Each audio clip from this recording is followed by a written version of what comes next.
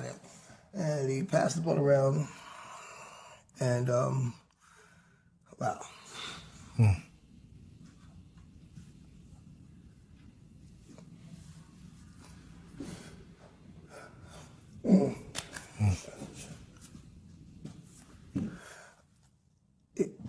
And I had the blood, and I'm like, I was no longer focused on the money. I never felt like this. Like it just fucked me up. I'm like, the fuck.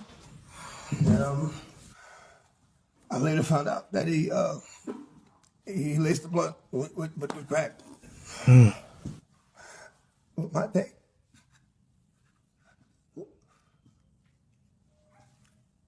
Why would you do that to a child? Right.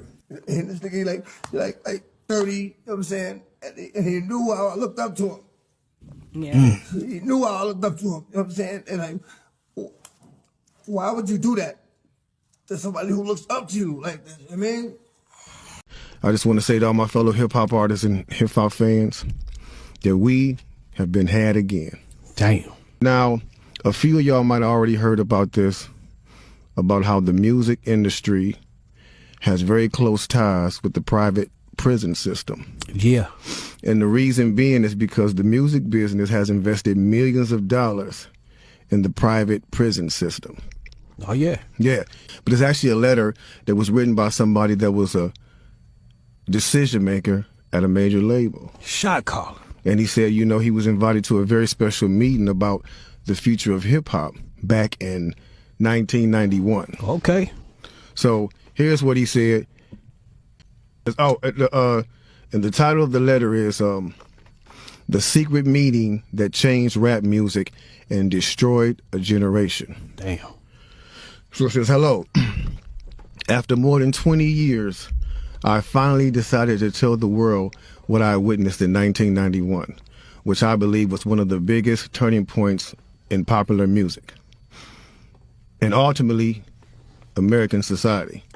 I have struggled for a long time weighing the pros and cons of making my story public, as I was reluctant to implicate the individuals who were present that day. So I've simply decided to leave out the names and all the details that may risk my personal well-being and that of those who were, like me, dragged into something they weren't ready for. Damn.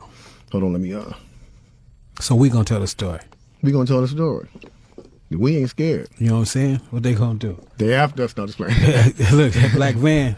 So look, so he says, between the late 80s and early 90s, I was what you may call a decision maker with one of the more established companies in the music industry. I came to Europe in the early 80s and quickly established myself in the business. The industry was different back then, since technology and media weren't accessible to people like that, like they are today. The industry had more control over the public and had the means to influence them any way it wanted. Right. This may explain why in early 1991, I was invited to attend a closed-door meeting with a small group of business insiders to discuss rap music's new direction. Rap music's new direction. Yeah. Little did I know we would be asked to participate in one of the most unethical and destructive business practices ever seen. Crazy. So this was the meeting. The meeting was held at a private residence on the outskirts of Los Angeles. I remember about 25 to 30 people were being there. Right. Most of them familiar faces. Speaking of those I knew, we joked about the theme of the meeting, as many of us did not care for rap and failed to see the purpose of being invited to a private meeting to discuss the future of hip-hop. Talk to him. Among the attendees was a small group of unfamiliar faces who stayed to themselves and made no attempt to socialize beyond their circle. Based on their behavior and formal appearances, they didn't seem to be from our industry. Our casual chatter was interrupted when we were asked to sign the confidentiality agreement, preventing us from publicly discussing the information presented during the meeting. Needless to say, this intrigued, in some cases, disturbed many of us. The agreement was only a page long, but very clear on matters and consequences were stated that violating the terms would result in job termination immediately. We asked several people what this meeting was about and the reason for such secrecy, but could not find anyone who had the answers for us. A few people refused to sign and walked out. Nobody stopped them. I was tempted to follow, but curiosity got the best of me. That's right. A man who was part of the unfamiliar group collected all the agreements from us. So now it's going to get to the good part because the meeting about to start. Talk to him, G. It says, quickly after the meeting began, hold on one second. Get your popcorn, y'all. Popcorn, get your pistols. No, For real, though. Quickly after this meeting began, one of the industry colleagues, who shall remain nameless like everybody else, thanked us for attending.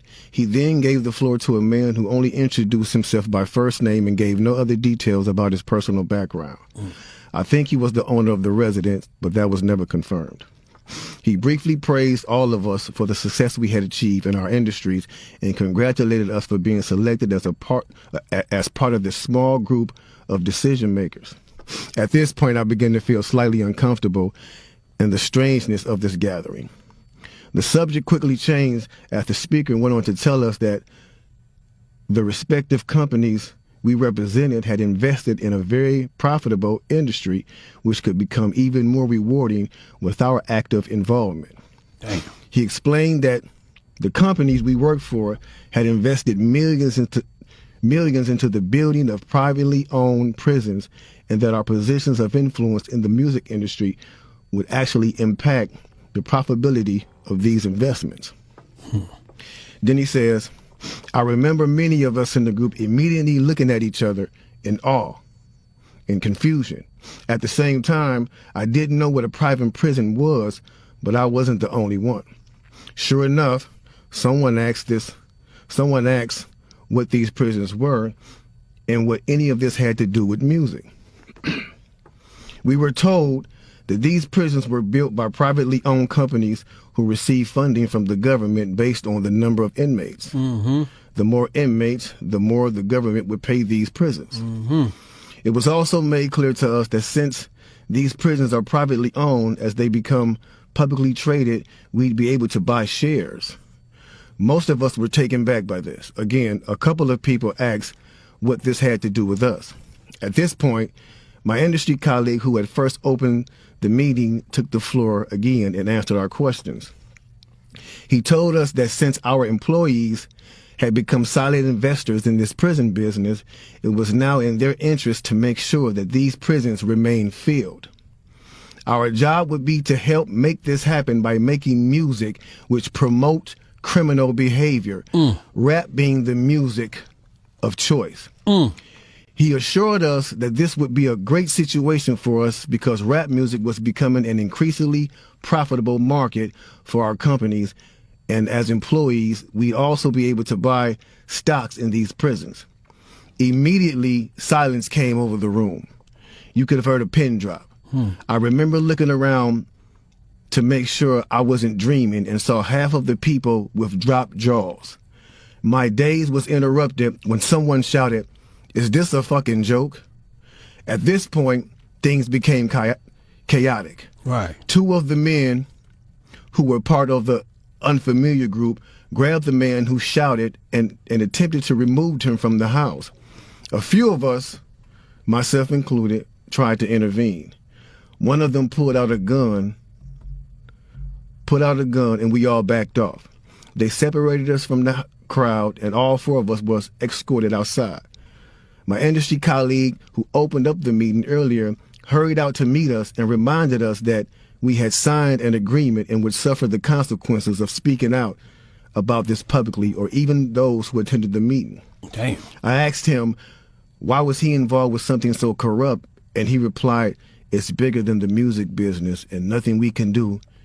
And no, it's bigger than the music business and nothing we want to challenge without risking consequences. We all protested as we walked back into the house. I remember word for word the last thing he said. It's out of my hands now. Just remember you signed an agreement. He then closed the door behind him. The men rushed us to our car and actually waited until we drove off the property. Damn. So